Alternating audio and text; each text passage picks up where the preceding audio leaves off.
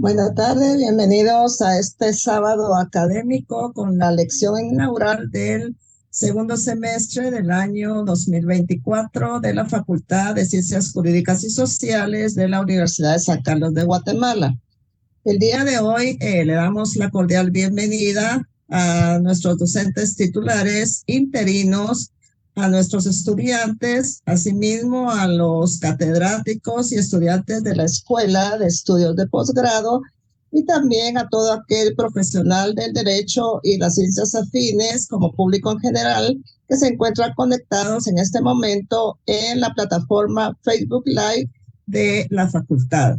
El día de hoy damos inicio con una lección inaugural muy importante con el tema la constitucionalización del ordenamiento jurídico, la cual va a ser disertada por el doctor Alejandro José Gutiérrez Dávila. En este momento dejo en el uso de la palabra al decano, maestro Henry Arriaga, quien tiene unas palabras para todos ustedes. Bienvenidos y bienvenidos, señor decano. Muy bien, muchísimas gracias, Ana Betsy, muchas gracias, muy buenas tardes a cada uno de ustedes. Es un verdadero gusto poder saludarles después de algún tiempo de pues, las vacaciones de medio año, que no tuvimos la actividad de este programa de educación continua, pero un verdadero gusto saludarles hoy sábado en la tarde. Qué alegre poder verles conectados a muchos de nuestros profesores titulares, también profesores interinos, pero especialmente un mensaje muy afectuoso a todos nuestros estudiantes que por Facebook Live se están uniendo en este momento y están siguiendo.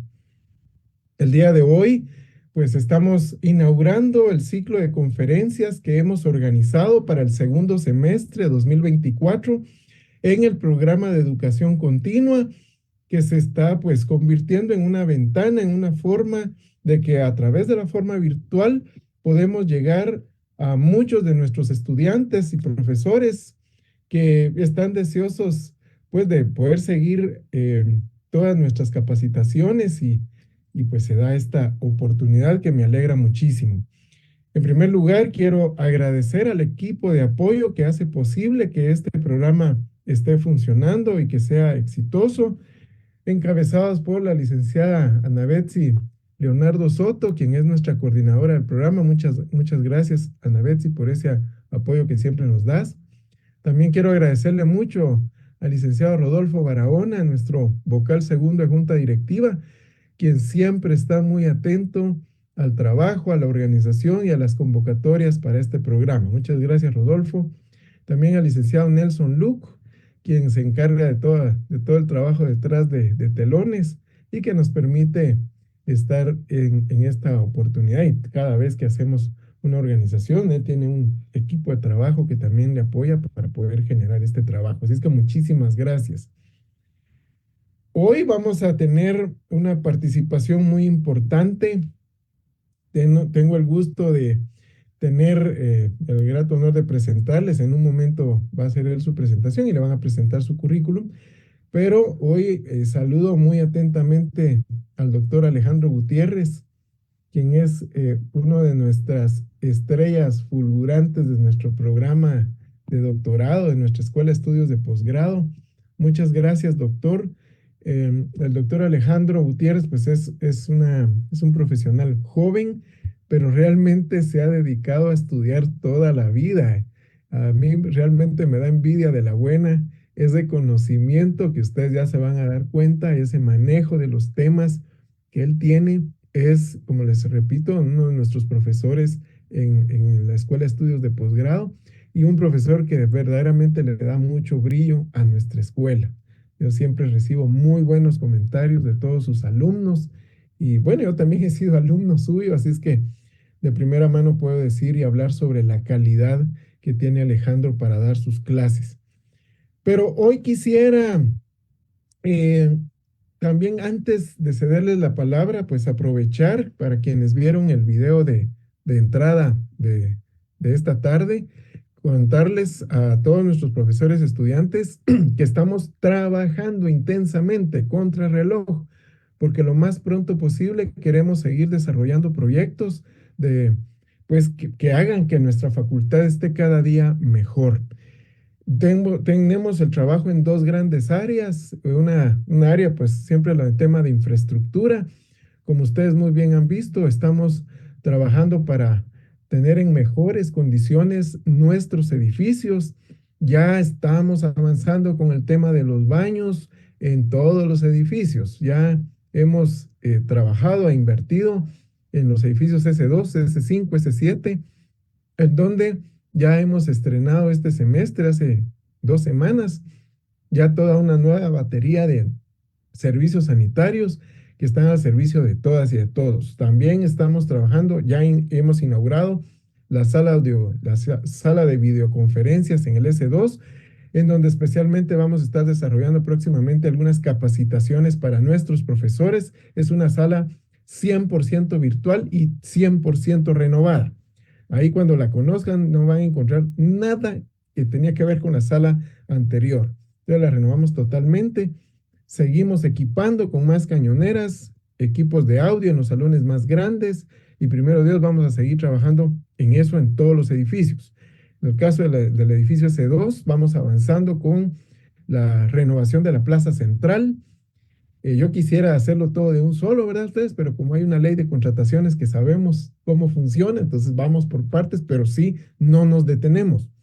En el caso del edificio S5, pues ya estamos renovando los salones para nuestros estudiantes.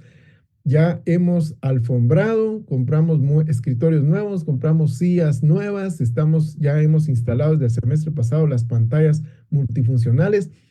Posgrado ya no utiliza cañoneras, ya estamos utilizando las pantallas multifuncionales, que es la última tecnología.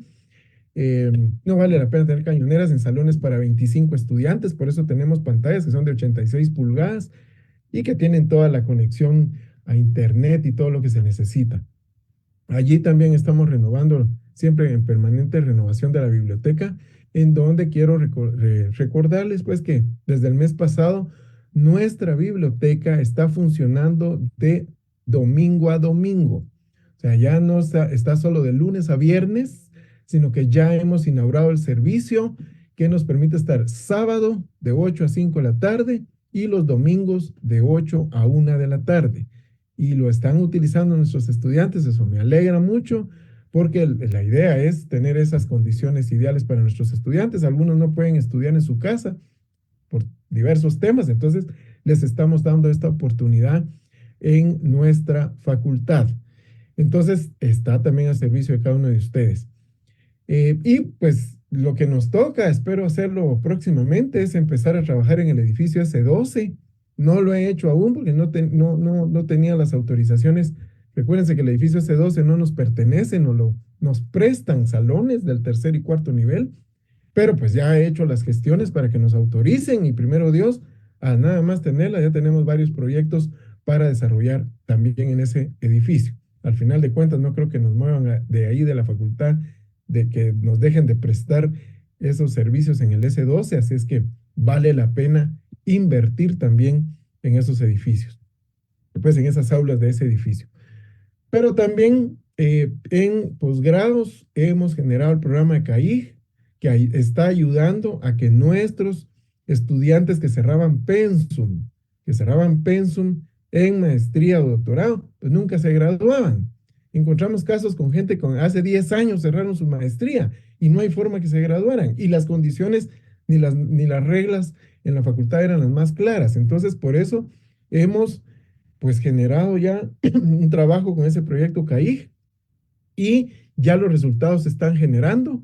Hace unas semanas pude graduar solo en un acto a 51 nuevos maestros solo de un departamento, que es Mazatenango. Entonces eran personas que habían cerrado su maestría hace muchos años, por diversas razones no se habían podido graduar y pues ya lo lograron hace menos de un mes y lo mismo vamos a hacer con grupos de profesionales en el interior del país. Y como saben también pues estamos renovando otros tipos de servicios como el tema de la unidad de tesis, que también encontramos ahí mucho problema. Ya no es, bueno, ya saben ustedes que hemos lanzado el programa, ya ha sido autorizado con todo el procedimiento necesario. en nuestro programa de tesis por maestría, que esperamos primero Dios que en enero empiece la primera generación. No lo hemos tirado sin pensarlo, sin planificarlo. Eso está debidamente hecho para que funcione y nuestros estudiantes no tengan ningún problema en colegiarse. Entonces, son temas que no los hemos inventado nosotros. Ya hay otras facultades, incluso hay otras universidades del país que ya lo están utilizando. Entonces, nosotros simplemente estamos generando esas oportunidades. Bueno, y especialmente nos interesa mucho la capacitación a nuestros profesores, tanto titulares como interinos. Por eso les pido, por favor, que sigan aprovechando estos espacios que vamos a generar en el programa de educación continua para que ustedes tengan esa oportunidad. Pero, también en los próximos días vamos a empezar a convocar a nuestros profesores para que por área de la clase que imparten, pues se les vaya a ir generando nuevas capacitaciones y también capacitaciones en el uso de la tecnología, porque todo el tiempo va variando la tecnología, la utilización de las aplicaciones, de las plataformas que estamos teniendo. Entonces es importante que pues tengamos esa oportunidad de conocerlo. Y por eso se les va a estar convocando a diversas capacitaciones a los señores profesores. Y a nuestros estudiantes que nos siguen en Facebook Live, pues decirles que vamos a seguir trabajando intensamente también para generar mejores ambientes para estudio, mejores oportunidades de estudio. Estamos firmando y en los próximos días daremos a conocer varios convenios con instituciones públicas de las más grandes del país que tienen que ver con el sector justicia, para que nuestros estudiantes vuelvan a tener la oportunidad de hacer pasantías, que vayan a juzgados, que vayan a fiscalías, que vayan a aprender lo que realmente se hace allí, porque eso es algo que se ha dejado de hacer ya varios años. Entonces, ya hemos generado esos espacios, próximamente ya lo vamos a estar anunciando a nuestra comunidad facultativa. Muy bien, yo me disculpo que se emociona uno en esto, pero eh, una vez más, darles las gracias por estar atendiendo esta convocatoria, esta actividad tan especial para el día de hoy. Felicitarles por estar en ello. Yo quiero realmente disculparme si se me escucha un poco mal, pero eh, hace unos días tuve una intervención quirúrgica aquí por unas muelas, entonces todavía estoy recuperándome. Así si me escuchan algo malo es por eso, no por otra cosa. Entonces, pues les deseo muchos éxitos, señores profesores, muchos éxitos, señores estudiantes. Muchísimas gracias por haber atendido la convocatoria para este día. Hoy nuestro querido doctor Gutiérrez está con el tema de la constitucionalización del ordenamiento jurídico, un tema difícil, complejo, pues. Ya sé que por acá hay un par de personas que ya me están pidiendo poder participar en una próxima conferencia, con mucho gusto. Aquí veo conectada, de una vez lo voy a anunciar, a la licenciada Leila Lemus, que es magistrada de la Corte de Constitucionalidad. Ya me pidió participar en este ciclo de conferencias y lo voy a hacer con mucho gusto. La vamos a invitar para la próxima. Siempre está nuestro querido profesor Pancho Flores ahí conectado. Muchas gracias. También vamos a volver a aprovechar ese conocimiento que usted tiene y esa bondad de querer siempre apoyarnos. Pero sí, puedo mencionar a varios que nos pueden apoyar muchísimo. Ahí está conectado Lick Ronald Colindres, magistrado de la Corte, que hoy nos escapamos entonces de la comisión de postulación para andar en estos temas, ¿verdad? Pero saludos a cada uno de ustedes, muchísimas gracias una vez más, y pues te devuelvo el uso de la palabra, Ana Betsy, muchas gracias. Gracias, señor decano. Pues en este momento voy a dejar en el uso de la palabra al licenciado Nelson Luc para que pueda volverles a explicar cómo va a ser la generación de los diplomas. Si les pedimos esperar el tiempo que él va a indicar para poder llenar el listado de asistencia, y también el licenciado Nelson Luc va a tener a bien leer la hoja de vida del expositor del día de hoy. Bienvenido, licenciado Nelson, queda en el uso de la palabra. Muchas gracias, maestra Ana Betsy. Muchas gracias a nuestra audiencia de Facebook. Comentarles de que estamos por los 400 conectados en Facebook. También tenemos en nuestra sala de Zoom a nuestros profesores titulares, a nuestros profesores interinos, y les agradecemos mucho por estar presentes el día de hoy, por tomarse el tiempo en esta jornada académica. En esta tarde, como bien lo decía la maestra Navet, pues vamos a tener un momento en el que les vamos a poder dar a ustedes para que llenen un link de asistencia. Este se pasa 20 minutos o 15 minutos antes de que termine la conferencia para que ustedes tengan el tiempo prudencial para llenarlo. El nombre que ustedes consignen va a ser el que va a aparecer en su diploma de participación, el cual les va a servir a ustedes como méritos académicos, tanto para nuestros docentes como también a nuestros estudiantes. Recordemos de que el fin del programa es poder actualizarlos, es poder sustentar los temas jurídicos que están vigentes, y en este momento pues nosotros estamos ya cumpliendo 3 años de manera interrumpida de estar transmitiendo este programa que tuvo a bien poner a su disposición el maestro Henry Arriaga, decano de la facultad. Y en este momento voy a dar lectura a la hoja de vida del doctor Alejandro Gutiérrez Dávila. Él es profesor de nuestra escuela de posgrado. Él es abogado y notario de la Facultad de Ciencias Jurídicas y Sociales de la Universidad de San Carlos. Maestro en Derecho Penal, egresado por la Universidad de San Carlos. Doctor egresado de la Universidad de San Carlos con distinción cum laude. Doctor en Filosofía, egresado de la Universidad de Hawái, Estados Unidos de Norteamérica. Abogado litigante de procesos de justicia constitucional. Examinador de examen técnico de doctorado. Catedrático del curso de Teoría General del Derecho y de Derecho Penal Internacional en la Maestría de Derecho Penal de la Escuela de Estudios de Posgrado de la Facultad de Ciencias Jurídicas y Sociales. Catedrático del curso de los tratados de Maestría de Derecho Internacional en la Escuela de Posgrado de la Facultad de Ciencias Jurídicas y Sociales. Aparte de eso, también el docente que nos acompaña el día de hoy es escritor. Voy a tener a bien leer parte de sus obras. Es autor de Fundamentos Filosóficos del Amparo y demás Garantías Constitucionales de Guatemala, primera edición, septiembre de 2020. Autor de Fundamentos Filosóficos de la Constitución Política de la República de Guatemala, año 2020. Autor del libro Teoría del Delito aplicada al proceso penal guatemalteco, noviembre de 2022. Y autor de la novela literaria La Existencia, mayo 2024. Con este pequeño extracto de su hoja de vida, les hacemos a ustedes la presentación de nuestro expositor de esta tarde. Lo dejamos en el uso de la palabra, doctor Alejandro Gutiérrez. Muchas gracias por aceptar la invitación. Muchísimas gracias, Elick Nelson, ahí por su deferencia. Le agradezco muchísimo a nuestro distinguido decano, doctor Henry Arriaga, por la invitación a participar en esta conferencia. Es un gusto poder apoyarle a nuestro distinguido decano, que está haciendo una labor extraordinaria en la Facultad de Ciencias Jurídicas y Sociales y sin precedentes. Y pues un agradecimiento a todos el Consejo Directivo de Educación Continua, a cada uno de los profesores, distinguidas y distinguidos.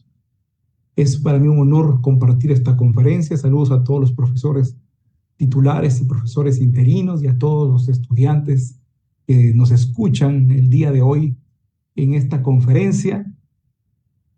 Me van a disculpar si hablo un poco más despacio, pero igual también yo fui objeto de una intervención quirúrgica hace algunos días. Fui sometido a una cirugía y pues gracias a Dios estoy en proceso de recuperación.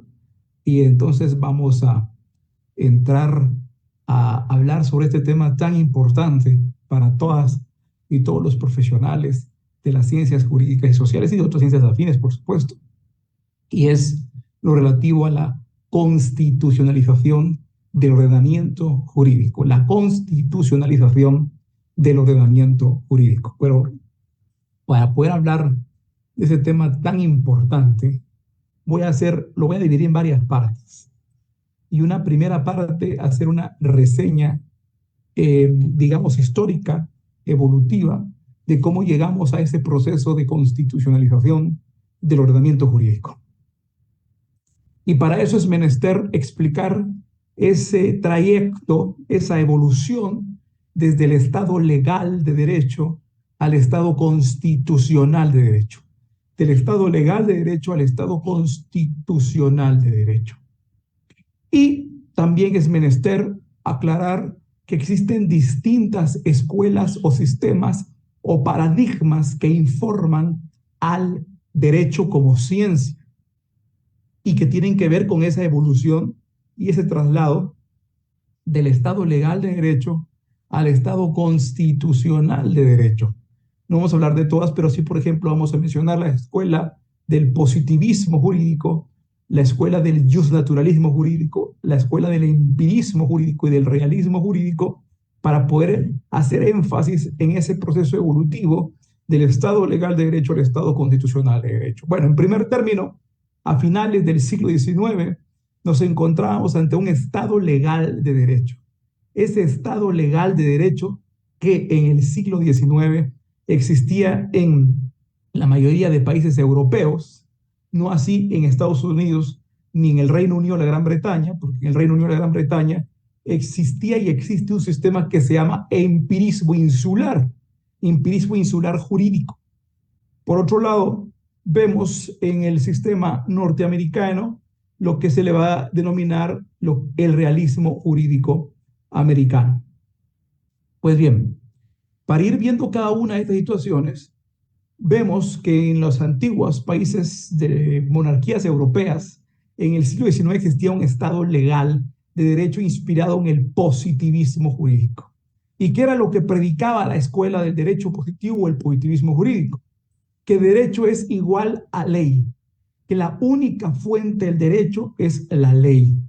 La ley es la única fuente del derecho. De tal cuenta que la ley se legitima en el poder del Estado. La ley se legitima en el poder del Estado. El Estado es quien emite la ley y la ley tiene fuerza vinculante por haber sido emitida por el Estado, porque en palabras de Max Weber, el Estado es quien tiene el monopolio de la violencia. El Estado es el único que está facultado para castigar. El Estado es el único que está facultado para sancionar. El Estado es el único que está facultado para perseguir. Y el Estado tiene la fuerza. Ahora, esa fuerza que tiene el Estado deriva de un contrato social que en el siglo XIX era el contrato social hobbesiano.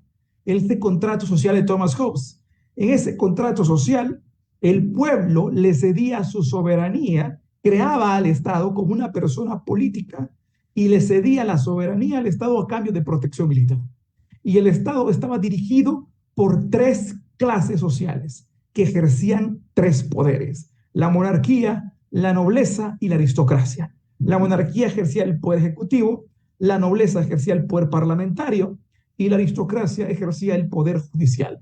Y los contractualistas del siglo XVIII, por ejemplo, algunos propugnaban por la primacía del poder ejecutivo monárquico, como Thomas Hobbes, de ahí su obra El Leviatán. Luego vemos otros autores que predicaban o postulaban la primacía del poder parlamentario de la nobleza, como el espíritu de las leyes de Montesquieu, y por otro lado vemos la necesidad de la primacía del poder judicial de la aristocracia, como el Tratado del Gobierno Civil de John Locke. Claramente, el Estado estaba conformado por tres clases de poder: poder ejecutivo, legislativo, judicial, monarquía, nobleza, aristocracia, y ese Estado absorbía toda la soberanía. De tal cuenta que el pueblo se quedaba desnudo de la soberanía. En palabras de Samuel Pofendorf, se quedaba desnudo de la soberanía, le cedía toda la soberanía a ese Estado todopoderoso, omnímodo, y entonces ese Estado emitía la ley, emitía esa ley que se convertía en ley soberana. Una ley soberana, dura lex, sed lex, que estaba por encima del pueblo. De ahí los famosos aforismos, dura lex, sed lex. El famoso ius imperium, todos están sujetos a la ley, nadie es superior a la ley está por encima del pueblo. De ahí la fuerza vinculante de la ley.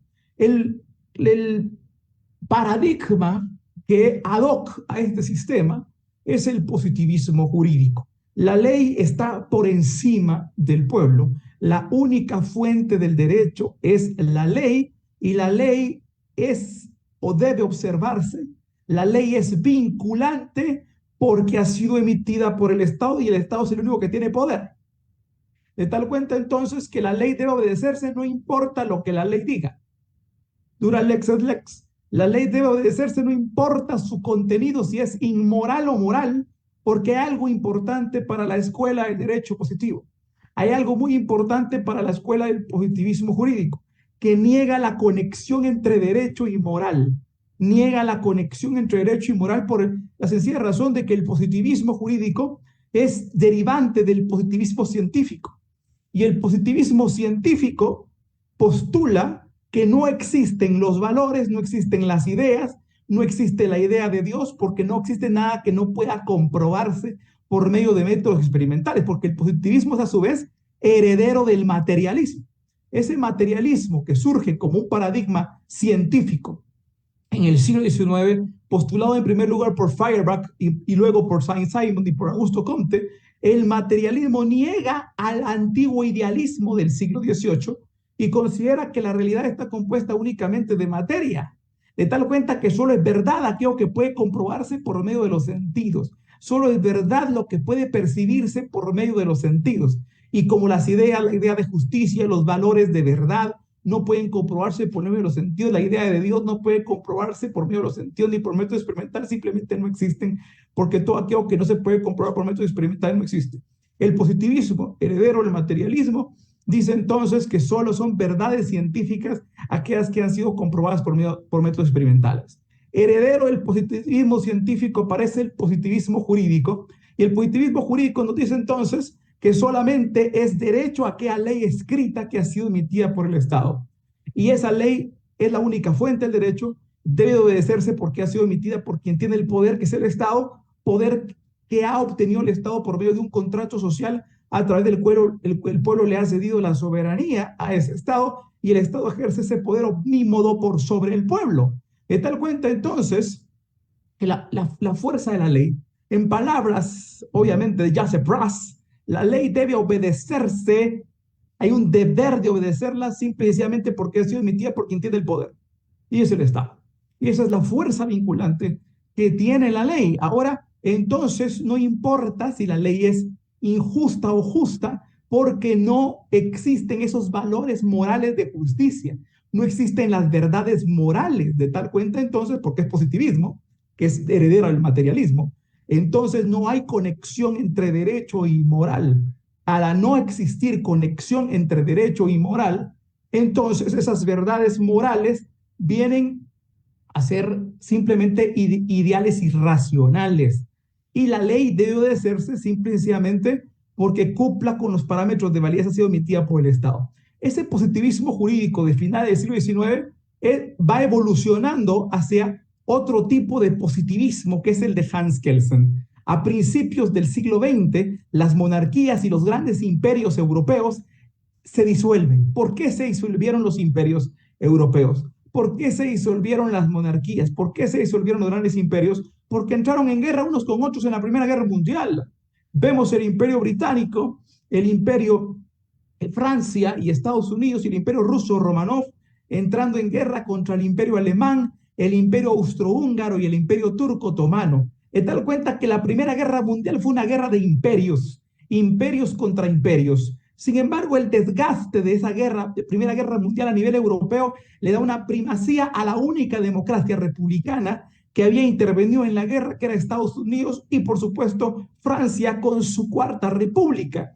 Estados Unidos y Francia, los aliados, vencedores en la Primera Guerra Mundial, le imponen el Tratado de Versalles a los derrotados. Y en ese Tratado de Versalles a los derrotados en el año de 1919, los obligan a disolver sus imperios y a reorganizarse como repúblicas democráticas. Y entonces estos sistemas europeos, especialmente Alemania, que tiene que reorganizarse como la República de Weimar en 1919, Austria, que tiene que reorganizarse como república en 1920, pero aparecen una serie de pensadores muy prominentes, entre ellos el gran jurista vienés Hans Kelsen, que es uno de los artífices de la Constitución austriaca del año de 1920, de la Constitución de Weimar del año de 1919, tiene que construir repúblicas democráticas, pero siempre bajo el paradigma positivista. Ahora ya no se puede aplicar el positivismo bajo las viejas tradiciones monárquicas e imperiales del siglo XIX, de tal cuenta entonces que hay una transformación. Él quiere desprenderse del positivismo. Hans Kelsen a su nueva teoría le llama teoría pura del derecho. ¿Por qué pura? Porque la quiere purificar de cualquier aspecto moral o político. Separar el derecho de moral, como todo positivista, como todo formalista. El derecho es únicamente ley. Ahora, la fuerza vinculante de la ley, ¿dónde va a estar en el sistema kelseniano? Si ahora van a ser estados democráticos y republicanos, ya no van a ser los estados absolutistas, ese estado que tiene el monopolio de la violencia, en palabras de Max Weber, ese estado que tiene la autoridad mística derrotadora de la ley, en palabras del filósofo francés Jacques Derrida. No, ahora, ¿qué es lo que sucede en principios del siglo XX al organizar repúblicas positivistas? Repúblicas, nace el Estado legal de derecho. Y ese Estado legal de derecho en donde va a legitimar sus fuerzas vinculantes. La fuente del derecho fundamental sigue siendo la ley.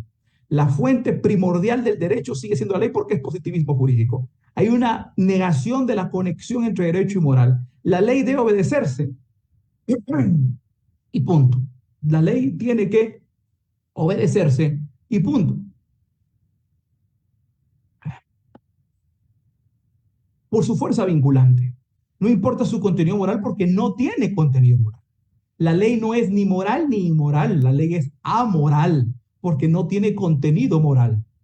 Son fórmulas vacías de contenido moral, las leyes. Simple y sencillamente porque las normas jurídicas no son juicios existenciales. Las normas jurídicas son ficciones hipotéticas que no tienen una existencia en el mundo real. Son supuestos a futuro. Por eso están redactadas en un tiempo verbal de un futuro imperfecto del modo indicativo. Quien tomare cosa total o parcialmente ajena sin permiso del dueño, redactadas en un futuro imperfecto del modo indicativo. Y tal cuenta que las leyes son suposiciones, entonces no son juicios existenciales. Al no ser juicios existenciales no pueden tener un contenido valioso, no puede determinarse si son morales o inmorales, no sé si son verdaderas o falsas, si son justas o injustas. La ley no puede ser ni justa ni injusta, la ley solo puede ser válida o inválida, de tal cuenta que no posee un contenido moral. Pero ¿de dónde posee? ¿De dónde viene la fuerza de la validez de la ley?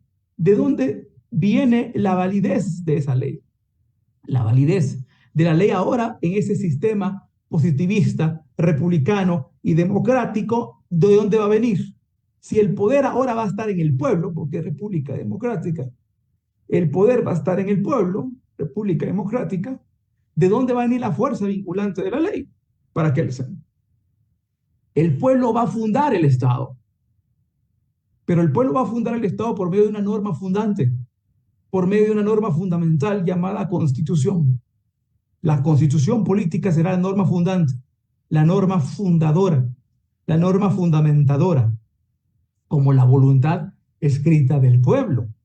Pero esa Constitución es una Constitución formal porque estamos hablando del Estado legal de derecho. Estamos hablando de un sistema positivista en el que no existe conexión entre derecho y moral. No hay conexión entre derecho y moral. De tal cuenta, entonces, que la Constitución es formal. ¿A qué nos referimos con una Constitución formal? Que es una Constitución que no contiene un catálogo de derechos humanos. Es una Constitución formal, y una Constitución formal prácticamente está compuesta solo de la parte orgánica. La Constitución kelseniana, esa Constitución formal, únicamente está compuesta del sistema de gobierno, cómo se eligen los representantes del sistema de gobierno, los procedimientos para crear la ley, los procedimientos para elegir funcionarios públicos, los requisitos y parámetros de los procedimientos de creación de leyes, reglamentos y resoluciones. Esos son los principios formales de la que está compuesta una constitución eminentemente formal como la kelseniana. Pero esa constitución formal como la kelseniana, como voluntad escrita del pueblo, se convierte en la norma fundante del ordenamiento jurídico.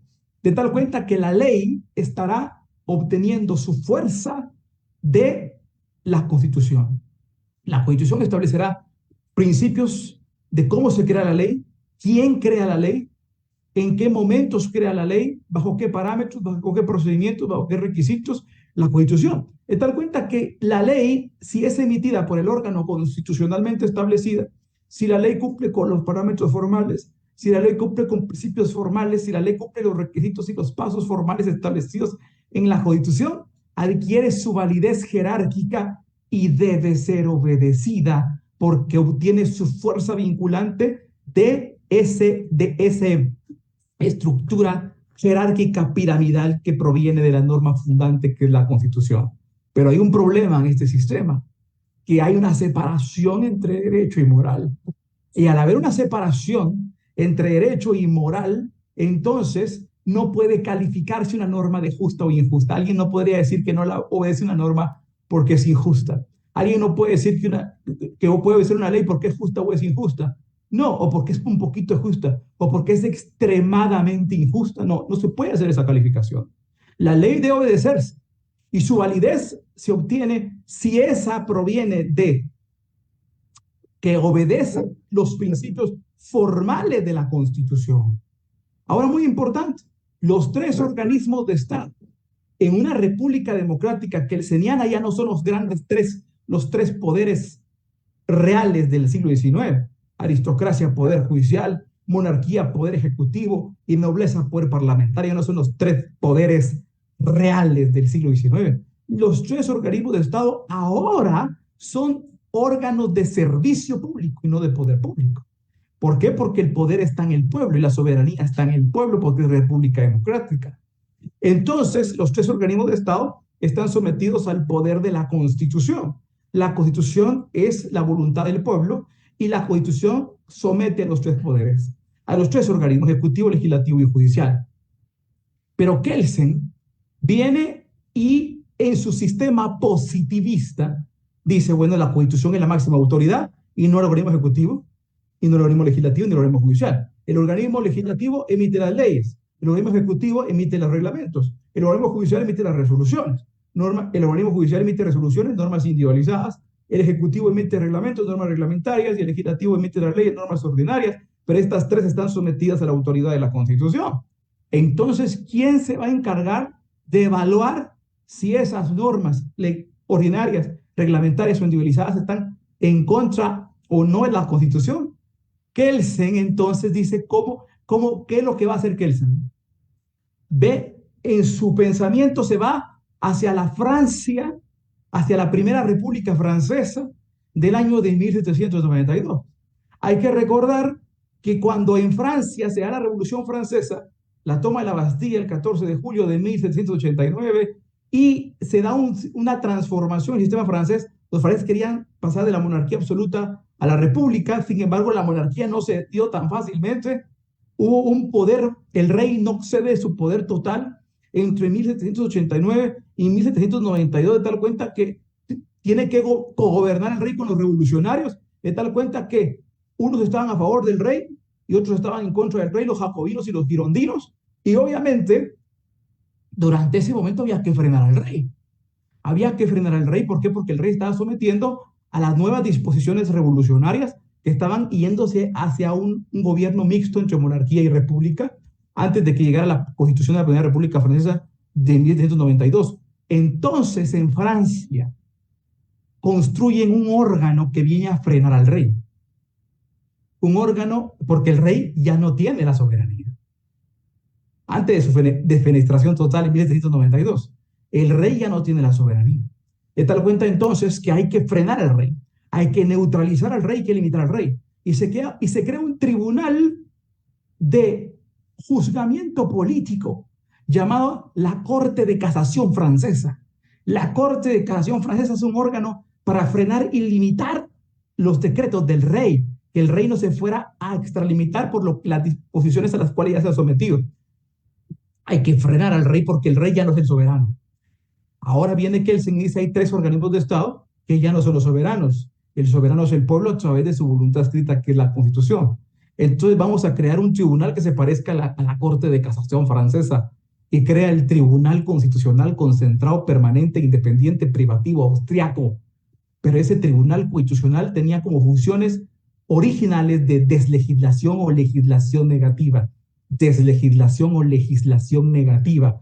Es decir, lo único que iba a hacer era era deslegislar aquella ley que fuera contra la Constitución. El Tribunal Constitucional Única iba a crearse como una especie de corte de casación, ahora ya no para frenar los decretos del rey en Francia, sino para frenar aquellas leyes que vinieran del legislativo que quisieran estar en contra de la soberanía, de la voluntad popular que está en la Constitución.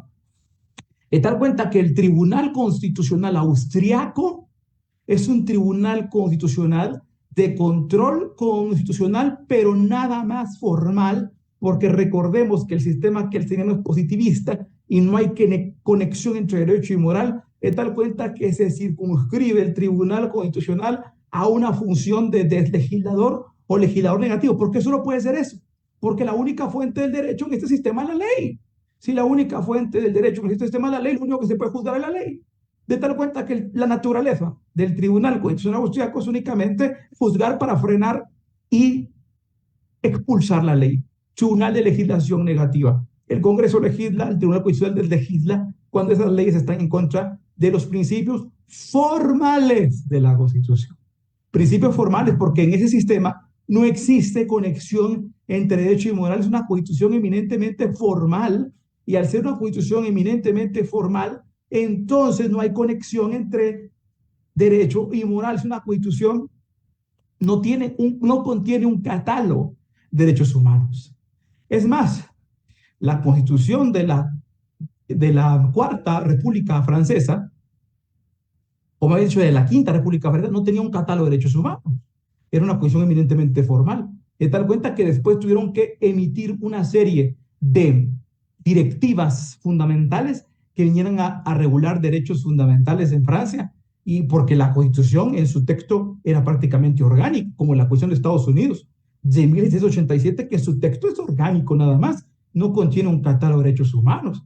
Entonces, la Constitución de Estados Unidos, como no tiene un catálogo de derechos humanos no contiene un catálogo de derechos humanos, la promulgada en 1787, que es la misma de ahorita, tuvieron que complementarlo con enmiendas, y por eso fue que emitieron las 10 primeras enmiendas de 1791, que es el Bill of Rights, o Declaración de Derechos para incorporar derechos fundamentales. Y la Constitución de la Quinta República Francesa es una constitución formal, no tenía un catálogo de derechos humanos, de tal cuenta que tuvieron que irlo complementado con una serie de leyes fundamentales que regulasen derechos fundamentales, a los que ellos llamaron el bloc de constitucionalité, el bloque de constitucionalidad, pero porque la Constitución central no tiene un catálogo de derechos humanos. ¿Por qué? Porque la Constitución que él señala positivista es una Constitución formal que no contiene un catálogo de derechos humanos.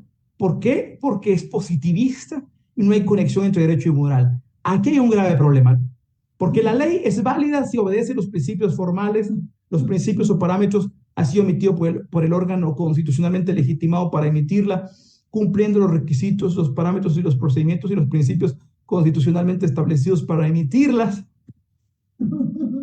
Pero no importa si es justa o injusta, porque no hay contenido moral, porque hay una separación entre derecho y moral, y las normas jurídicas son amorales. De tal cuenta que alguien no podía decir: yo no obedezco la ley porque es inmoral, yo no la obedezco porque es injusta. No podrían decir: fíjense que hay un tipo penal de malversación que su pena es únicamente con multa. El tipo penal sanciona malversar millones, se sanciona únicamente con multa, pero hay un tipo penal de hurto doméstico, de que si una empleada doméstica hurta una plancha, puede sancionarse hasta con 10 años de prisión. Entonces, esas normas como que son injustas, pero no importa, porque si han sido emitidas por el órgano constitucionalmente legitimado para emitirlas, cumpliendo con los principios y los parámetros formales para ser creadas, esas leyes tienen que obedecerse. Ese positivismo jurídico del Estado legal de derecho provocó los excesos de la Segunda Guerra Mundial. Estábamos ubicados en 1920. Entonces vienen sistemas que positivistas dicen en nombre de la ley: esto es válido, porque la ley no es justa ni injusta, no puede serlo. No es moral ni inmoral. Y vemos el sistema jurídico del nacionalsocialismo alemán, del partido nazi en Alemania en los 30, el sistema jurídico del fascismo en Italia en los 30, que era lo que alegaban, por ejemplo, en el famoso juicio de los jueces en Nuremberg. Alegaban los jueces alemanes que ellos habían obedecido el derecho alemán, y ese derecho alemán era válido. ¿Por qué? Porque había sido emitido por los órganos legitimados, Las leyes de Nuremberg fueron emitidas en 1935, leyes raciales de Nuremberg. Pero esas raciales de Nuremberg eran inmorales. Esas raciales de Nuremberg eran injustas, inmorales, pero válidas. Válidas. Había que obedecerlas. No importara que la ley dijera que los judíos no eran humanos. No importaba que se dijera por ley que un judío era peligroso. Y que en nombre de la ley positiva amoral se produjese el genocidio del pueblo judío de más de 6 millones de personas, el genocidio del pueblo gitano de más de 3 millones de personas, en nombre de leyes positivas. Los excesos estos llevaron a la Segunda Guerra Mundial. Pero al ser derrotados los sistemas positivistas absolutistas europeos en la Segunda Guerra Mundial, el mundo se reorganiza y el mundo tiene que repensar el derecho. Hay que repensar el sistema jurídico, hay que repensar el derecho. ¿Y qué es lo que van a hacer? Van a tener que resucitar otro paradigma jurídico, que es el justnaturalismo racional, práctico, ilustrado. Van a tener que resucitarlo. Ahora, ¿qué es ese paradigma del justnaturalismo racional, práctico, ilustrado? Es aquel paradigma o escuela del derecho que surge a finales del siglo XVIII entre aquellos pensadores ilustrados, enciclopedistas, los famosos iluministas franceses del siglo de las luces, y aquellos grandes pensadores del amanecer alemán, del amanecer del idealismo alemán de finales del siglo XVIII, que regresando al aristotelismo clásico, quien es el verdadero creador del derecho natural racional, nos dicen lo siguiente: ¿cuál es la fuente principal del derecho? Mientras que el justnaturalismo místico de antaño, el justnaturalismo místico de hace 2000 o 3000 años decía que la principal fuente del derecho era la ley de los dioses, el justnaturalismo místico donde decían que las leyes de la justicia era la diosa Temis, que era la esposa de Zeus y sus 3 hijas, la justicia legal, la justicia divina y la justicia moral, que era Dike, que era Physis y Nomos, no era la ley divina, el justnaturalismo místico, que luego fue sustituido por el justnaturalismo teológico medieval, en donde la ley de la iglesia era la verdadera fuente del derecho, en el Corpus Juris Canonicis en la Edad Media. No, en el naturalismo racional, resucitando a ese derecho natural racional aristotélico, nos dice que la principal fuente del derecho es el ser humano. La principal fuente del derecho del ser humano, y esto inicia con Aristóteles y con todos los grandes pensadores filosóficos. Pues ahí tenemos que irnos a filosofía, claramente, hablar de Anaxágoras, hablar de Andrónico de Rodas, hablar de Platón, hablar de Sócrates, hablar de Aristóteles, que nos decían que el ser humano, el sujeto, ya no es una cosa, y de ahí, sino que es un sujeto, es un fin. Sobre esa base, nos vamos a los pensadores ilustrados. ¿Quiénes tenemos ahí? A Juan Jacobo Rousseau, a Voltaire, a Diderot, a Alexis de Tocqueville, por supuesto, y tenemos al gran Immanuel Kant.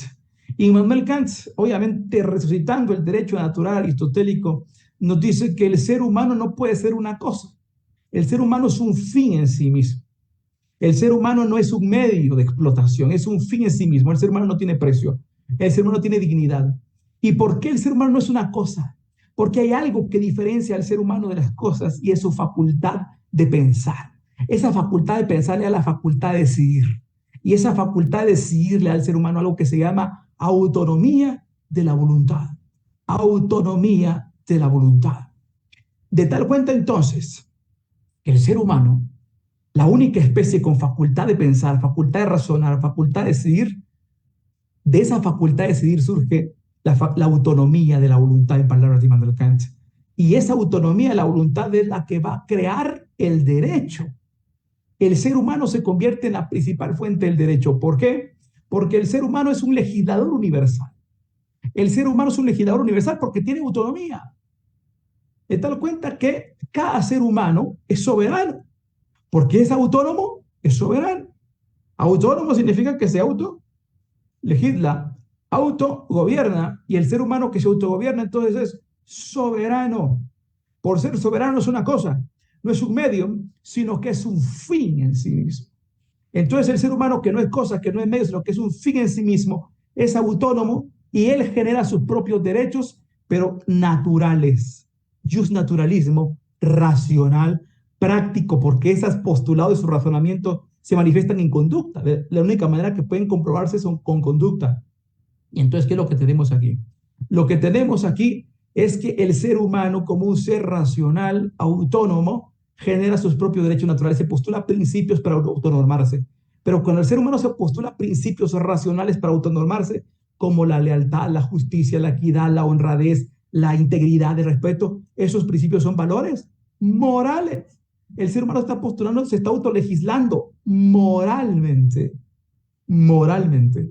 Entonces, aquí el ser humano se convierte en la principal fuente del derecho.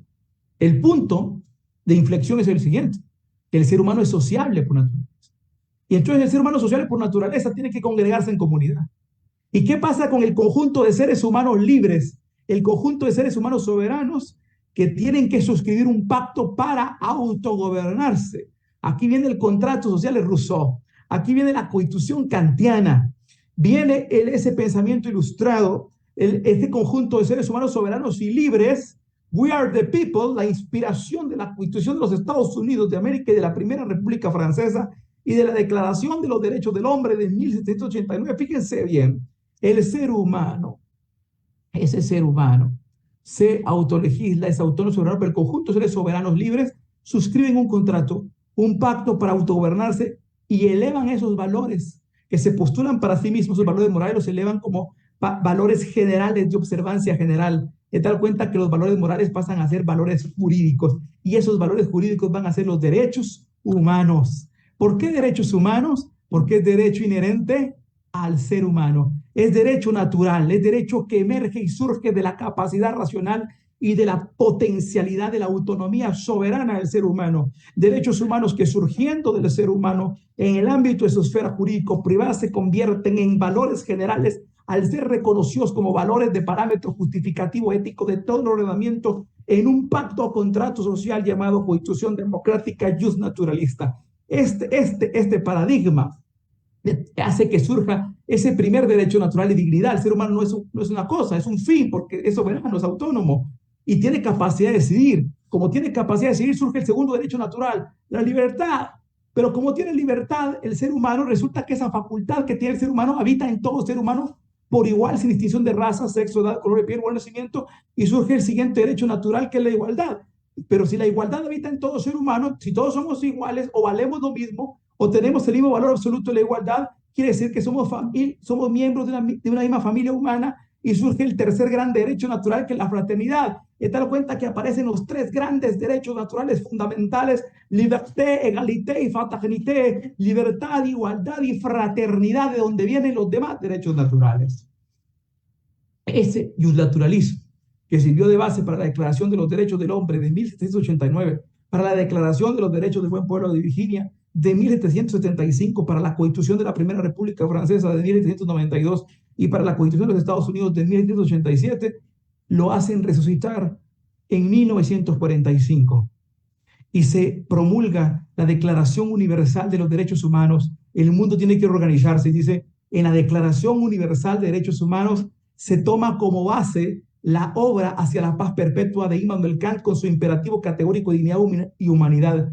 De tal cuenta que el mismo preámbulo de la Declaración Universal de Derechos Humanos establece que la fuente del derecho va a ser los derechos naturales inherentes a la persona humana, de dignidad, de libertad, de igualdad, de fraternidad, de justicia, de equidad. Y el artículo 30 de la Declaración Universal de Derechos Humanos establece que ningún Estado podrá emitir un ordenamiento jurídico que atente contra esos derechos naturales.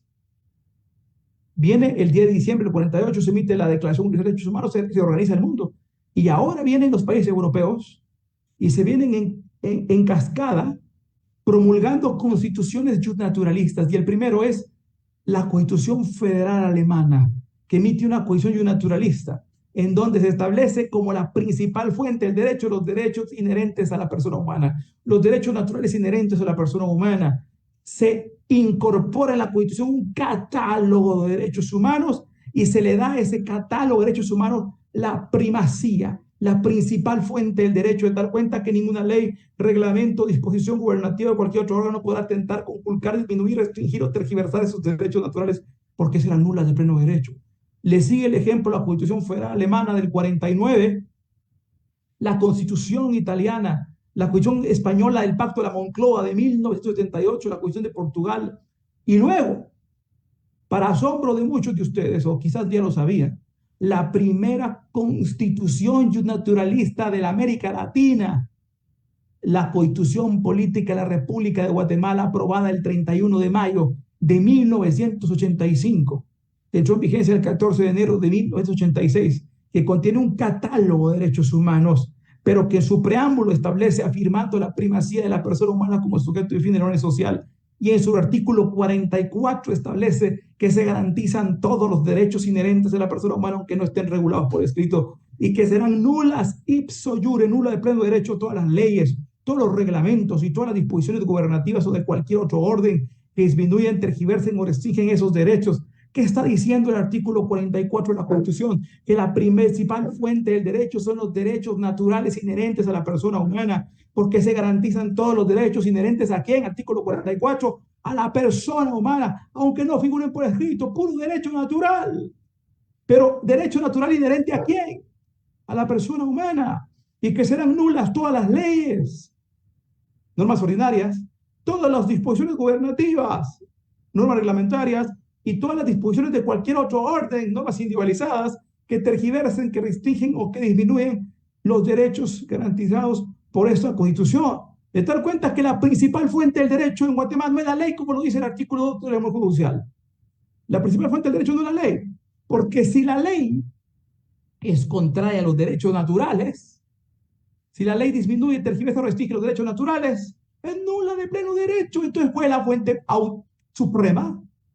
Entonces, ¿cuál es la principal fuente del derecho? Los derechos naturales, inherentes a la persona humana, porque la persona es un fin, principio kantiano, imperativo categórico, kantiánico, universal, plasmado en el preámbulo de la Constitución Política de la República. Hallemos en el preámbulo de la Constitución Política de la República, en sus primeros 9 artículos ordinales, como imperativos axiológicos que forman parte del decálogo kantiano, y los primeros 46 artículos constitucionales, que incluso la propia Constitución dice no se pueden reformar por consulta popular. Los artículos que van desde el 3º hasta el 46, esos derechos naturales no se pueden reformar por consulta popular. No, dice el 278. Si alguien quiere quitarlos, tendrá que convocar a nueva Asamblea Nacional Constituyente, prácticamente tendrá que volarse la Constitución.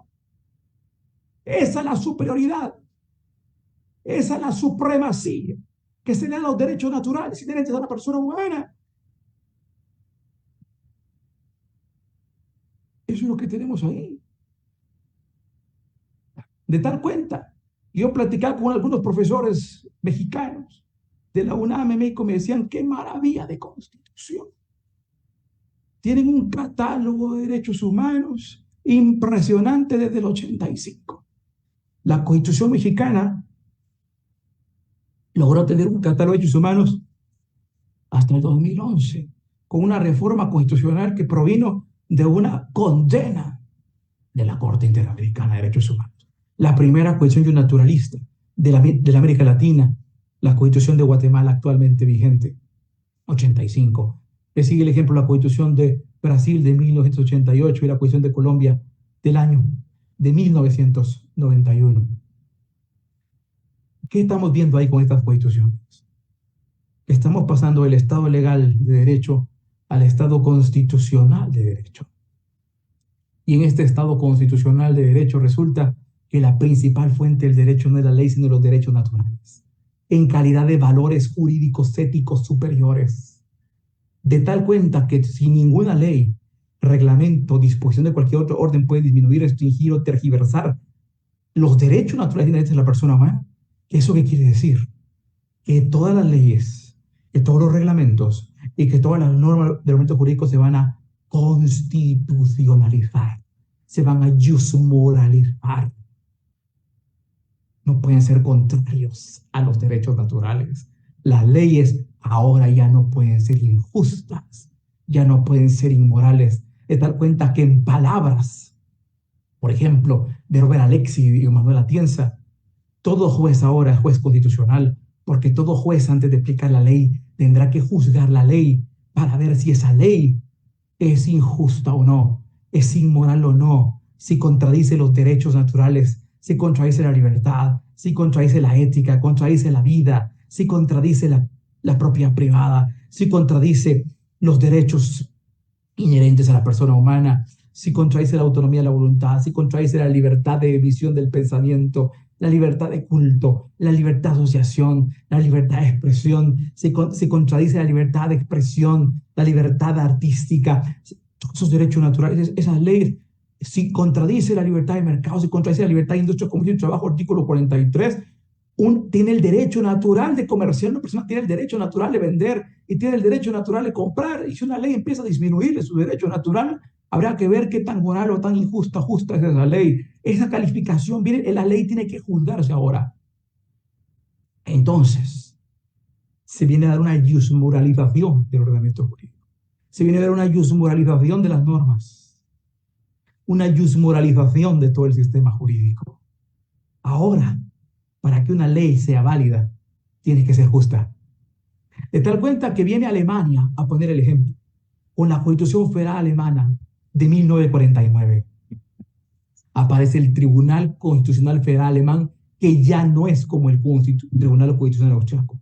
El Tribunal Federal Constitucional Alemán ya ejerce un control de constitucionalidad material, moral, no como el control de constitucionalidad formal del Tribunal kelseniano.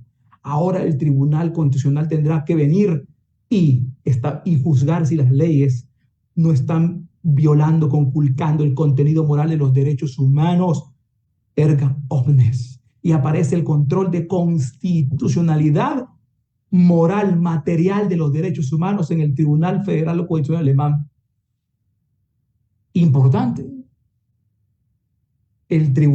Aparece el control de constitucionalidad concentrado, pero de derechos humanos, en el Tribunal Federal Constitucional Alemán. Ya no el control de constitucionalidad concentrado, pero de leyes, un control formal de leyes del Tribunal kelseniano austriaco que se basa en la Corte de Casación francesa de finales del siglo XVIII. Mientras que Estados Unidos, algunos años antes, había creado el control de constitucionalidad de las leyes difuso, porque a través del famoso precedente del caso Marbury versus Madison, cuando obviamente habían sido nombrados 5 jueces de paz por el presidente de los Estados Unidos para tomar posesión al año siguiente, pero al año siguiente ya existía otro presidente y el nuevo secretario de Estado del siguiente periodo presidencial se niega a darles toma de posesión a los 5 jueces de paz nombrados el año pasado. Y estos 5 jueces de paz, encabezados por supuesto por William Marbury, el juez William Marbury, plantean un caso en contra del secretario de Estado James Madison, y entonces es sometido ante la Suprema Corte, presidida por el jurista impresionante John Marshall, que había sido, por supuesto, correligionario en intelectualidad del federalista, junto con Alexander Hamilton, Samuel Otis, James Adams y, por supuesto, Thomas Jefferson, todos aquellos pensadores.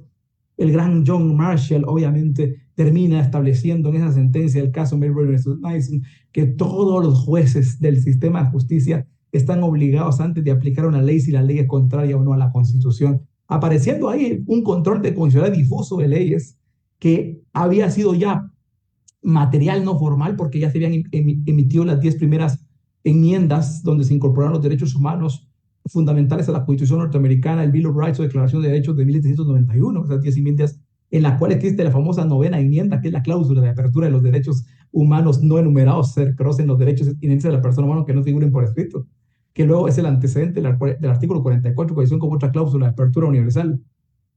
Vemos impresionantemente cómo surge el control de constitucionalidad difuso de leyes en Estados Unidos en el Marbury versus Madison.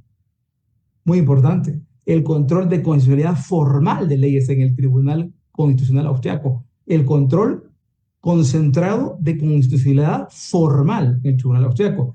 Pero el control de constitucionalidad concentrado material de derechos humanos en el Tribunal Federal Constitucional Alemán de 1949. Pero aparece, por ejemplo, otro sistema de control de constitucionalidad, que es el control de constitucionalidad concentrado, pero de actos políticos, ya no de leyes, que aparece en la famosa figura del certiorari en la Suprema Corte de los Estados Unidos en el año de 1920. En 1920 en los Estados Unidos de América aparece el famoso certiorari, el control constitucional concentrado, pero de actos políticos, no de leyes, que lo tendrá la Suprema Corte de los Estados Unidos de América. Muy importante, al igual que México, el control constitucional concentrado de actos políticos lo tiene la Corte Suprema y no un tribunal constitucional, como en el caso europeo, porque es el famoso nacimiento del rights of certiorari, ese right que es el antecedente del amparo concentrado. El amparo concentrado, que es un control de constitucionalidad de actos políticos, no de leyes, como el caso del Tribunal Constitucional Austriaco, que el seniano que da a luz la inconstitucionalidad formal, y el Tribunal Federal Constitucional Alemán, que da a luz la inconstitucionalidad material de las leyes. No, en Estados Unidos aparece el antecedente de la inconstitucionalidad en caso concreto de leyes, pero aparece como control difuso de leyes, y es en el right of certiorari en México en 1920 que aparece el control concentrado pero de actos políticos, el antecedente del amparo concentrado ante la Suprema Corte, que en Estados Unidos aparece ese control concentrado de actos políticos ante la Suprema Corte, porque en Estados Unidos, ¿y por qué no un tribunal constitucional? ¿Por qué en Suprema Corte? Porque en Estados Unidos la principal fuente del derecho no es la ley, sino el precedente judicial. En Estados Unidos la principal fuente del derecho no es la ley, sino el precedente judicial. ¿Y por qué? Porque la máxima fuerza jurídica la tiene la Suprema Corte en Estados Unidos. ¿Y esto por qué? Porque se heredera del sistema británico. Y en el sistema británico no existe una constitución escrita, sino que existen una serie de tratados históricos que forman su derecho común, como el Bill of Rights, el Petition of Rights, el Act of Settlement, el Act of Habeas Corpus, que conforman el Common Law, el derecho común, que es su derecho no escrito común, pero ese derecho común no tiene fuerza vinculante hasta en tanto la Suprema Corte Británica no la interprete por el Statute Law, de tal cuenta que la máxima fuerza jurídica la tiene la Suprema Corte Británica. ¿Y esto por qué? Porque se basa en el empirismo jurídico. La fuente del derecho es la realidad social que se ve manifestada en el precedente judicial. De ahí que para John Locke, que es uno de los artífices del sistema jurídico británico, para John Locke, que es uno de los artífices del sistema jurídico británico, el máximo poder lo deben tener los jueces. Lo que hace pasar de la barbarie al gobierno civil son los jueces.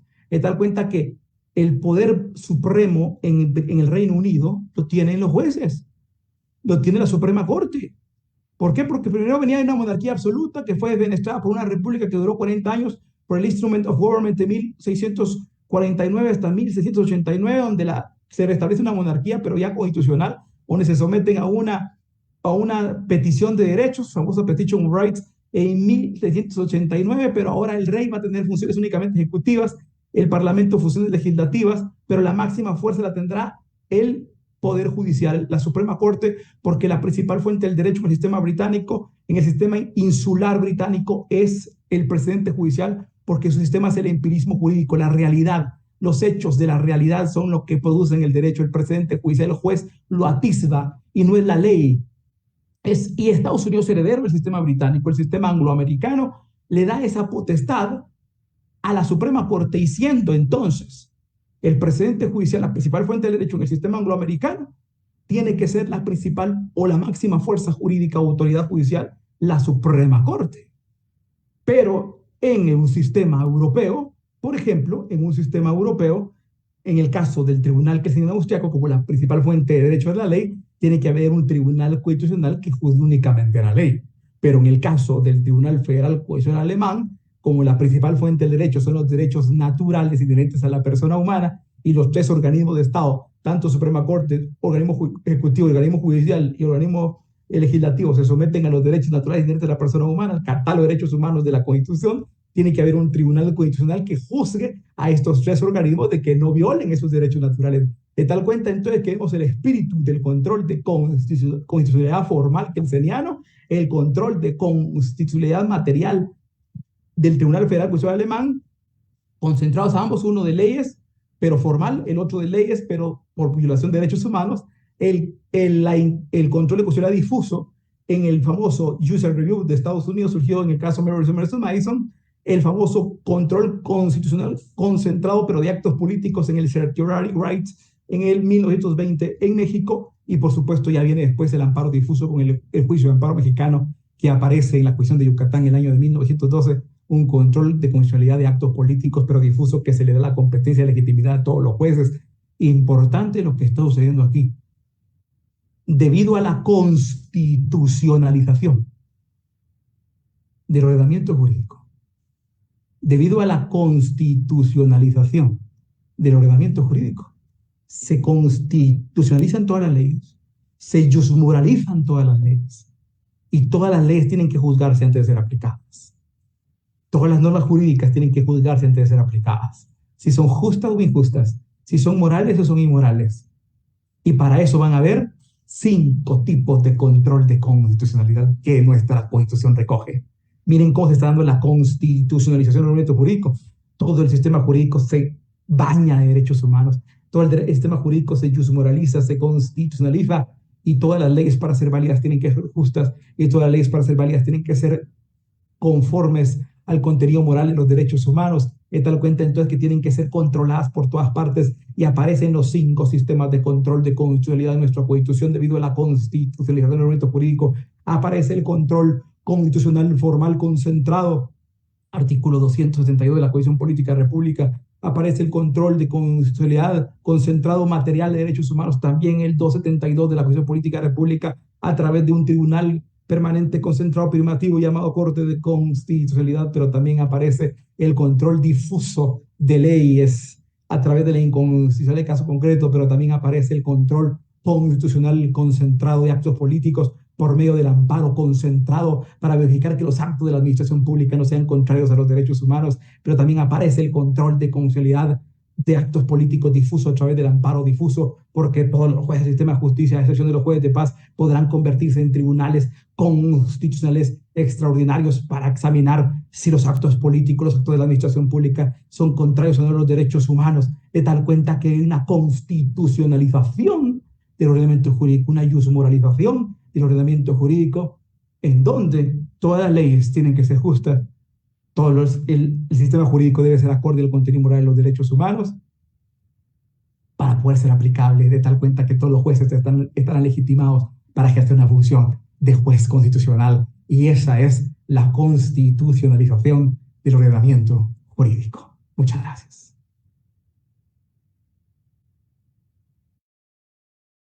Muchas gracias, doctor Alejandro Gutiérrez. Agradecemos mucho, pues, su intervención. La verdad de que tenemos alrededor de 500 personas en Facebook Live. Tenemos 100 docentes de nuestra casa de estudios. Tenemos una audiencia de 600 personas en este momento, y sabemos de que en la retransmisión también van a haber varias personas que van a estar viendo la ponencia. Muy interesante el tema. Le agradecemos a usted por su tiempo. Queremos recordarles a toda nuestra audiencia, tanto de Zoom como de Facebook, que ya en unos minutos vamos a estar enviando el link de asistencia. Ustedes tienen que llenar su link de asistencia y posteriormente van a tener que ingresar a derecho.cloud, apartado Educación Continua Derecho, y pueden encontrar colgada esta conferencia tanto en el portal de derecho.cloud como también en la página de Educación Continua Derecho. Ahí van a encontrar en orden alfabético los diplomas de participación para que ustedes puedan descargarlo y puedan acreditar en su CV o en donde ustedes consideren su diploma de participación de esta ponencia del doctor Alejandro Gutiérrez. Él es docente de nuestra escuela de posgrado de la Universidad de San Carlos de Guatemala. Doctor Alejandro Gutiérrez, iniciamos la ronda de preguntas. Ya tenemos algunas preguntas que nos han formulado. La primera dice de la siguiente manera: ¿cuál es la diferencia entre el Estado legal de derecho y el Estado constitucional de derecho? Muy bien, ya como lo hemos explicado, en el Estado legal de derecho, al no ver una conexión entre derecho y moral, tenemos una constitución eminentemente formal, carente de un catálogo de derechos humanos. Y en el Estado constitucional de derecho, al haber una conexión entre derecho y moral, tenemos una constitución con un amplio catálogo de derechos humanos que se convierten en la fuerza y parámetros de justificación ética de todo el ordenamiento jurídico del país. Muchas gracias. La siguiente pregunta la va a formular la maestra Ana Betsy. Leonardo, la dejo en el uso de la palabra. Gracias, licenciado Nelson. Sí, a mí me hicieron llegar 3 preguntas. La primera dice, ¿qué es la omnipotencia constitucional, doctor? Sí, la omnipresencia constitucional es lo que acabamos de explicar, que todas las normas del ordenamiento jurídico ahora tienen que estar constitucionalizadas, es decir, que ninguna ley puede ser injusta, ninguna ley puede ser contraria a los derechos humanos, tal puede ser el artículo 44 de la Constitución, porque si no sería nula si una ley es tergiversa, restringe o tergiversa los derechos inherentes a la persona humana. Esa es la constitucionalización, la omnipresencia de la constitucionalidad del ordenamiento jurídico. Gracias, doctor. En base a que usted tocó la Declaración Universal de los Derechos Humanos, aquí me formulan la pregunta. ¿Quiere decir que la constitucionalización y la internacionalización del marco jurídico en determinado momento podrían entrar en conflicto? No, porque la constitucionalización implica aceptar que los derechos inherentes de la persona humana son la principal fuente del derecho. Y la internacionalización de los derechos humanos establece que la principal fuente del derecho son los derechos humanos. De tal cuenta que confluyen en esa misma fuente. Los derechos humanos tienen que ser el parámetro de justificación ética de todo el ordenamiento. Gracias, doctor. Y la última pregunta que me hacen llegar es, ¿qué es la pretensión de corrección moral? Pues la pretensión de corrección moral es eso, que ahora todos los jueces del sistema de justicia están obligados, facultados y legitimados para antes de aplicar una ley juzgarla si es justa o injusta o si es contraria o no al contenido moral de los derechos humanos, porque si fuera contraria no la pueden aplicar, o buscar el sentido interpretativo que sea el más adecuado para optimizar el contenido moral de los derechos humanos. Esa es la pretensión, en pocas palabras, la pretensión de corrección moral. Muchas gracias, doctor. Y de ahí, pues, solo me han hecho llegar felicitaciones a su persona, muy excelente ponencia, excelente disertación, excelente ponente. Entonces, felicidades, doctor, por su ponencia. Creo que aprendimos bastante aspectos que quizás enriquecemos más de los conocimientos que ya teníamos. Dejo el uso de la palabra al licenciado Nelson para que continúe con la ronda de preguntas. Muchas gracias, maestra Ana Betsy. Acá nos hacen llegar un saludo el licenciado Renato Pineda. Dice, espectacular su ponencia, logra apasionar más en el derecho a cada uno de los participantes. Él manda un agradecimiento por su ponencia, doctor. Y también la doctora Marisol Figuereo envía una pregunta. La pregunta dice de la siguiente manera: ¿qué rasgos de la Corte de Casación francesa se podrán incorporar en Guatemala para equilibrar los poderes del Estado y proteger el sistema democrático? Pues obviamente algunos rasgos se pueden tomar y ese es juzgamiento de actos políticos. En la Corte de Casación juzgaba actos políticos y anulaba actos políticos. Y el recurso extraordinario de casación toma algunos rasgos de eso, porque anula sentencias de segunda instancia emitidas por la Corte de Apelaciones, pero no porque ha habido un agravio, no porque haya habido un problema en la instancia, porque la casación es tercera instancia, sino porque la sala violó institutos jurídicos del derecho. El recurso extraordinario de casación está juzgando a la sala por su actuar, si es apegado a derecho o no, de tal cuenta que anula, casa aquello que no está apegado a derecho. Está juzgando a un organismo del Estado de tal manera, de tal cuenta, a la sala, Corte de Apelaciones, no a la instancia, como hace la apelación, que se juzga en la instancia por esos recursos. En la casación no se juzga en la instancia, en la casación se juzga a quien juzga, a la sala, a la Corte de Apelaciones, porque hubo una violación de institutos jurídicos. No se apegó a derecho en su forma de dictar la sentencia o en el fondo de dictar la sentencia. Esa es y casa, anula. Son algunos rasgos que se traen y que hoy se rescatan en esta institución jurídico procesal. Muchas gracias, doctor. En Facebook, Federico nos indica qué es el constitucionalismo. Bueno, el constitucionalismo es precisamente lo que hemos estado hablando. Es ese proceso por medio del cual todo el ordenamiento jurídico y político se va a someter a la supremacía de la Constitución, solo que a una Constitución material, plagada de derechos humanos como principal fuente del derecho. Muchas gracias. La siguiente pregunta dice, ¿qué es la lectura moral de la Constitución? La lectura moral de la Constitución es efectivamente eso. Es interpretar la Constitución política con base en el contenido moral de los derechos humanos como la principal fuente del derecho, porque los derechos humanos son valores universales: fraternidad, libertad, justicia, libertad de acción, libertad de reunión y manifestación. Son valores morales, verdades universales que contienen un contenido moral de tal cuenta que tienen una escala jerárquica de valores, y esa escala jerárquica de valores tiene que ponderarse para examinarse la interpretación de tal cuenta que esa es la lectura moral de la Constitución política. Muchas gracias, doctor. Le agradecemos. Con esto finalizamos la ronda de preguntas. Solo comentarle que tenemos saludos desde Huehuetenango, tenemos saludos desde varios puntos de nuestro país. Tenemos exalumnos suyos conectados. Tenemos también a nuestros estudiantes de pregrado que están muy entusiasmados con el tema que hoy nos trajo. Le queremos agradecer. Queremos también, como lo dijimos al principio, proyectar ahí, pedir a mi equipo que proyecte ahí algunas novelas de las cuales usted ha escrito, porque la verdad que es un tema muy profundo y en el que usted nos ha hecho en esta tarde un breve resumen de diferentes libros, de diferentes filósofos, de diferentes expositores del constitucionalismo. Le agradecemos a usted ese detalle, doctor, de querer siempre estar compartiendo el conocimiento.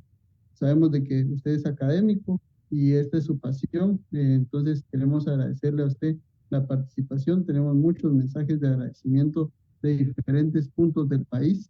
Comentarles a nuestra audiencia de que ya está disponible el enlace de asistencia para que ustedes puedan poder anotar el nombre que ustedes quieren que aparezca en el diploma de participación, y que también puedan ustedes llenar su asistencia, por favor. La dinámica es ingresar a derecho.clo, ahí va a aparecer en orden alfabético en el apartado de educación continua, para que ustedes puedan descargar su diploma de participación. Ahorita en estos momentos van a hacer una proyección breve de los libros y posteriormente le vamos a dar lectura al diploma de participación que en nombre de la facultad el señor decano me ha encomendado a mí poder. Acá podemos ver los libros que el doctor Gutiérrez ha escrito. Si alguien tiene alguna inquietud, pues están disponibles dentro de la Facultad de Derecho. Gracias. Y en este momento vamos a dar lectura al diploma de participación. Este diploma es en nombre de la facultad y en nombre de las autoridades académicas de la Universidad de San Carlos. Y dice de la siguiente manera: Facultad de Ciencias Jurídicas y Sociales, Universidad de San Carlos de Guatemala, otorga el presente diploma a doctor Alejandro Gutiérrez Dávila por su participación en la conferencia con el tema La constitucionalización del ordenamiento jurídico, con una duración de 2 horas de forma virtual, dado en la ciudad de Guatemala el 3 de agosto del año 2024. Firma nuestro decano, el maestro Henry Arriaga. Firma también el licenciado Elio Ramos, secretario académico, y firma el licenciado Dick Cáceres, jefe de control académico. Es de esta manera que nosotros le queremos dar las gracias, doctor, por su participación, y queremos también darle unas palabras de despedida a la audiencia, por favor, para que usted se pueda despedir. Muchísimas gracias. Fue un verdadero gusto y un verdadero honor compartir con todas y todos. Les agradezco a nuestro distinguido decano, el doctor Henry Arriaga, a todo el equipo organizador, al licenciado Nelson Luke, y a todas las personas de junta directiva que han organizado este evento, y a todos los profesores titulares e interinos, a todos los estudiantes. Les agradezco por esta oportunidad de poder compartir con ustedes. Ha sido un honor para mí. Que Dios les bendiga. Gracias, doctor. Para nuestra audiencia que nos está comentando en dónde está la asistencia, está fijado en el área de comentarios de la página de Facebook para que ustedes puedan llenarlo, y dentro del chat de Zoom también ya está disponible. Voy a pedir en este momento que la vuelvan a compartir, por favor, la asistencia tanto en Zoom como en Facebook, para que ustedes puedan llenarla y puedan ser acreedores a su diploma de participación. Y aprovechando el espacio y aprovechando también la audiencia, desde ya queremos de que nos sigan en Facebook. Nuestra página se llama Educación Continua de Derecho. Este es un programa que ha implementado el señor decano desde el inicio de su gestión. Tenemos 3 años de estar cumpliendo con el mandato que nos dio el maestro Henry Arriaga de llevar programas de actualización, de tener programas que sean prácticos para que ustedes les pueda servir en la ejecución de su estudio y de su vida profesional. Y entonces nosotros queremos invitarlos para que ustedes estén al pendiente de nuestras redes, que estén al pendiente de la página también de la facultad, derecho.club, para descargar sus diplomas de participación, y para que nos puedan seguir y estén al pendiente de cada una de las capacitaciones que se vienen en este segundo semestre. Este segundo semestre ha iniciado, esta es la sesión inaugural de nuestro segundo semestre, con la cual nosotros empezamos el programa de capacitaciones. Ustedes podrán tener diferentes capacitaciones en diferentes ramas de derecho para poder ir adquiriendo conocimiento nuevo o poder fundamentar el que ya existe. Muchas gracias, agradecemos la participación de nuestros profesores, agradecemos la participación de los profesionales que nos siguen en Facebook, así como de nuestros estudiantes que estén al pendiente, y próximamente estaremos en una capacitación. Feliz tarde, mucho gusto.